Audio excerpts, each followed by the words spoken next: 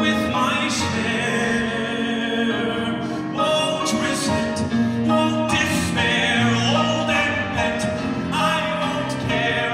I'll have spent one day out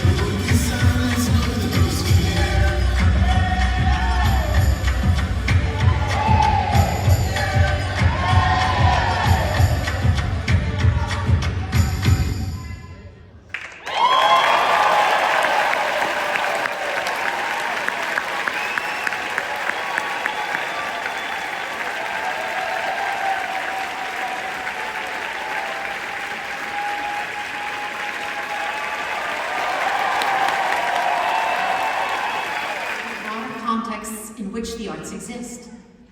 Christabel Kentavivi embodies this blend of joy, artistic excellence, and community commitment. She exemplifies what it means to be both a leader and the best. Christabel inspires others through mentorship, working with students of many backgrounds and ages. Many of you have worked alongside her in MPOW, which expands access to the performing arts for underserved local students. You may have been moved by her in 12th Night the Musical, Into the Woods, or The Bubbly Black Girl Sheds Her Chameleon Skin. Or you may have experienced her leadership as a choreographer for Oklahoma and as a producer of Gradients, the showcase for students of color in the Department of Musical Theater. Alongside her artistry, Christabel pursued double minors in political science and performing arts management and entrepreneurship, grounding her work in a commitment to service. Beyond campus, she is the founder of Act Brave, an anti-bullying initiative in Connecticut schools, and she mentors artists nationwide in the We Audition community. Through her artistry, leadership, and service, Christabel joyfully reflects the very best of our community. As she shares, I want to be the representation I didn't have enough of growing up, to show young artists like me there is space for them to be fearless storytellers. Congratulations, Christabel, on being named SMTD's 2026 Student Commencement Speaker. Good afternoon, distinguished faculty, family, friends, alumni, and most importantly, the fierce class of 2026. My name is Christabel Kentabibi, a proud senior BFA musical theater major with double minors in political science and performing arts management and entrepreneurship. So yes, Sleep and I have been in a long-distance relationship these past 4 years. Thank you to the SMTD Graduation Committee for this incredible honor. My younger self will not believe this moment. If there's one thing you should know about me is that I love nostalgia. Standing before you today, I am overwhelmed by the tableaus that brought me here. The rehearsals, the breakthroughs, the late nights, and the matcha lattes that somehow became a personality trait for me. But when I think about what truly brought us to this auditorium and what kept us here, it wasn't just discipline, talent, or caffeine. It was the belief in something like a fairy tale. Not the glass slipper kind, but the idea that life can be outstanding, and that we, as artists, can be the heroes of our own stories. And like any good fairy tale, our time at SMTD hasn't been without its trials.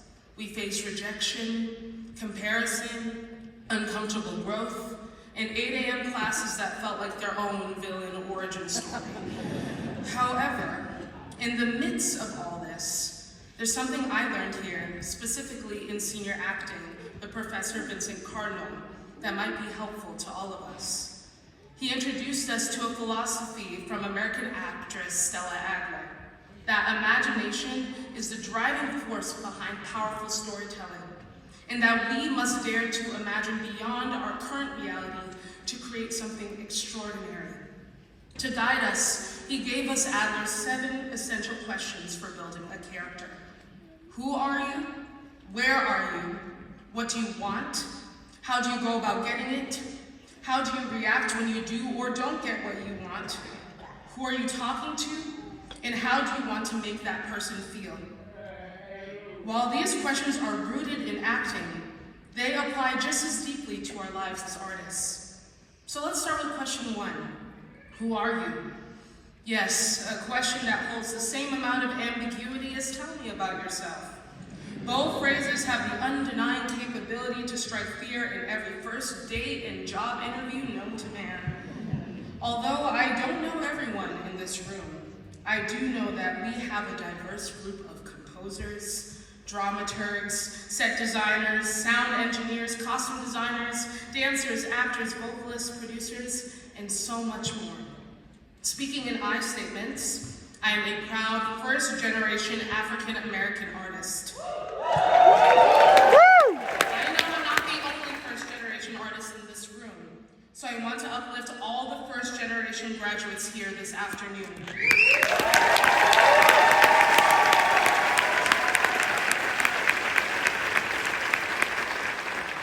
As the daughter of 2 immigrant parents who have sacrificed so much to get me to where I am today, I carry their story with me in everything I do. Their journey reminds me that the stories we inherit are not small. They are bold and deeply human. They are stories of movement, of reinvention, of claiming space when that space is not freely given. And I want to say this, especially as we step out into a world beyond this auditorium, people like my parents, people like so many of our families and communities do not stand outside of this nation's story. They are essential to it. They are not interruptions. They are not threats. They are builders, caretakers, innovators, and dreamers who shape the very fabric of this country every single day.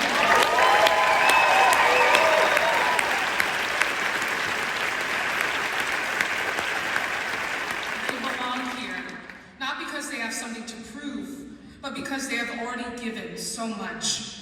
And as artists, it's our responsibility to remember that, to tell truthful stories, to create spaces where people are fully seen, and to imagine a world where belonging is recognized, not earned, because we can't fully share who we are without them.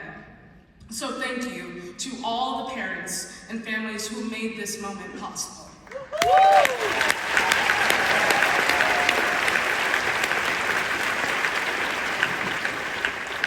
Can you believe that was only the first question? Talk that talk. Question 2, where are you? Now this one feels easier at first, right? Because technically we're in the Hill Auditorium in Ann Arbor, Michigan, wearing robes that make us look like slightly exhausted wizards. But as artists, we know where is never just physical. Where are you in your story? Are you at the beginning, full of possibility but unsure of the path? Are you in the middle where the conflict thickens and the plot twists feel personal? Are you at a threshold, like where we are now, standing at the edge of everything we worked for and everything we don't yet understand? Because the truth is, today is simply a scene change. Some of us are leaving SMTV, a place that gave us a rehearsal room to fail in, and we're all stepping into a world with no stage manager calling our cues. And that can feel terrifying. But every fairy tale hero has a moment where they must leave what is known. The woods are dark and the map unclear, and still they go. So where are we? We are exactly where we need to be, in the magic of uncertainty. 3, what do you want? Not what your resume says you should want. What do you actually want? Do you want to be on Broadway? To choreograph stories that move people to tears? Do you want to create work that challenges systems? To build spaces where others feel seen? Or maybe your want is quieter, but just as powerful. To live a life where your art and joy can coexist. The fairy tales we grew up with made wanting look simple. But here's what we've learned. Wanting is vulnerable. Because the moment you name what you want, you also risk not getting it. And yet every great story is driven by desire. So I challenge all of us to be boldly specific. Because if you don't know what you want, how will your story know where to take you?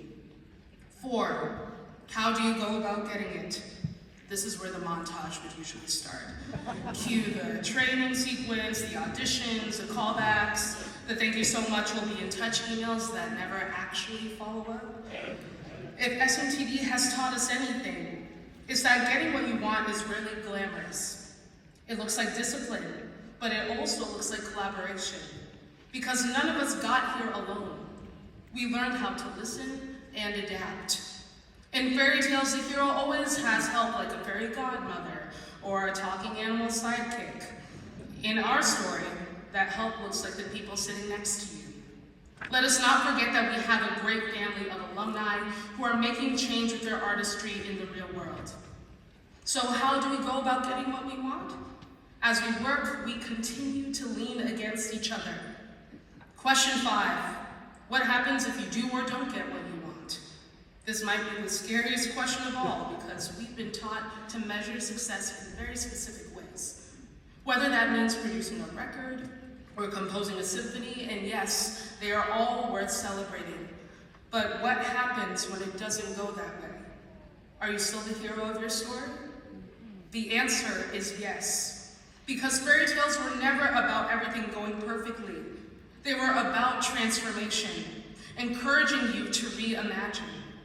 So whether the ending looks like what you dreamed of or not, your story is still unfolding. Which leads me to question 6, who are you talking to? As performers, we ask this all the time. But beyond the stage, the question becomes, who is your art for? Are you speaking to the communities that raised you? The younger version of yourself who needed someone to say you belong here? Because art is not created in a vacuum. It is a conversation. Every time you step on stage, design a set, compose a piece, choreograph a dance, you're reaching out and saying, I see you. Do you see me too? So be intentional. Know your audience, duh, of course, but more importantly, know your purpose. Because the most powerful stories are not the loudest ones. They are the ones that make someone feel understood. And finally, how do you want to make them feel? Do you want to inspire wonder, to spark joy, to challenge, to disrupt, to heal, to educate? Think about the moments that made you fall in love with art in the first place. That is the power we carry. Not just to entertain, but to remind people of their own humanity. And that, my fellow graduates, that is the closest thing to magic we have. Miss Adler said it best, the spark has to be kept alive. So as we step beyond this chapter, I want to leave us with the same sense of wonder that first made us believe this path was possible. The same feeling we had as children, looking up and imagining something bigger for ourselves. Despite how uncanny the story of Pinocchio is, my boy Jiminy Cricket was spitting bars when he said, "When you wish upon a star, makes no difference who you are. Anything your heart desires will come to you. If your heart is in your dream, no request is too extreme." And we know that now, as we are living proof of when heart meets discipline and when imagination meets action. So class of 2026, I ask you to keep wishing, because like a bolt out of the blue, life will keep surprising you. However, as long as you stay true to who you are and the magic that brought you here in the first place, your dreams won't just come true, but you will create them. Don't forget to take care of yourself and your inner child in the process. You both are deserving of a happily ever after. Thank you, and go blue forever and always.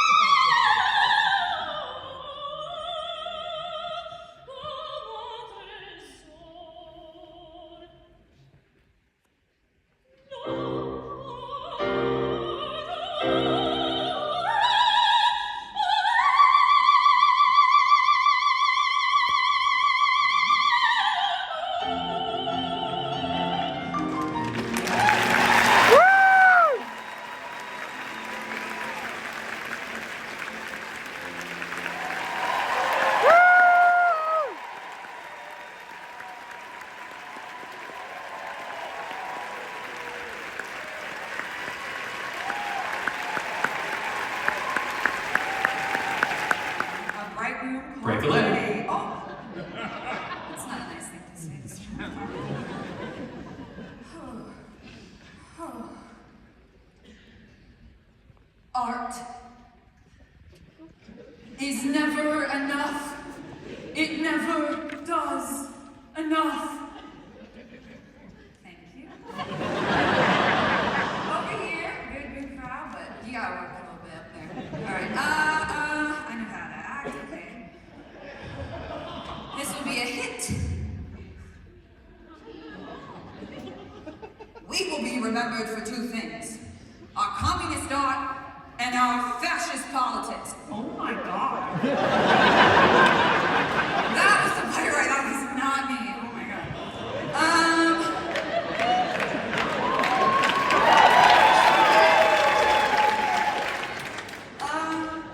Listen, Agnes.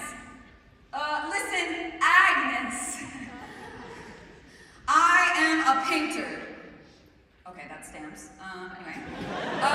Listen, Agnes, I'm a painter, and I'm working class, and that really does make a difference. I know the price of things. Over $100 for a cap gown and some rope?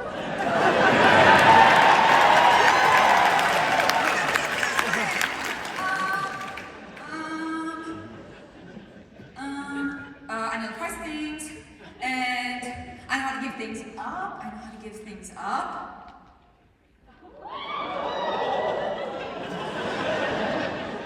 I'm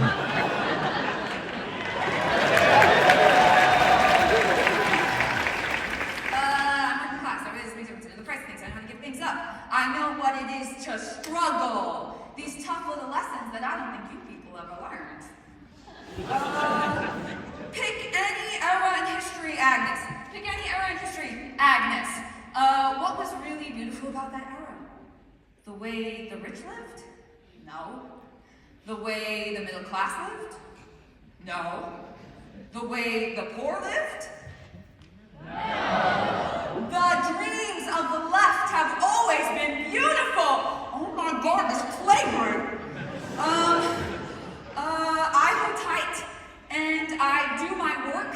I make posters for good causes. Even if they get torn up, I make them. Even though, oh my God, even though we live in a country where progress can be reversed overnight, I hold tight. And not to my acting, not to my painting. Not only to that, the imagining of a better world, the damnation of a present one. This faith, this luminescent anger, these alone are worthy of being called human. As an artist, I am struck to the heart by these dreams, these visions. We progress, but at great cost. How can anybody live without understanding that much?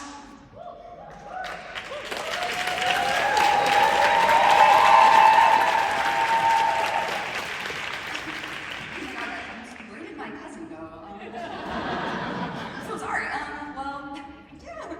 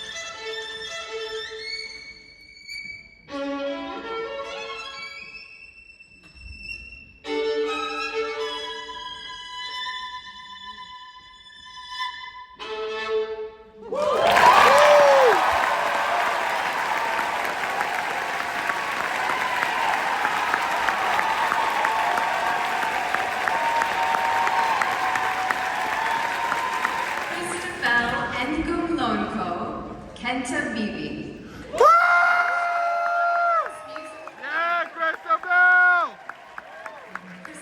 Yeah, you! Bachelor of Music Composition.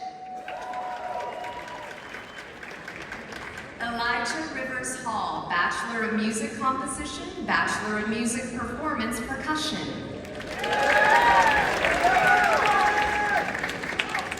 Gavin Tomasco, Bachelor of Music Composition.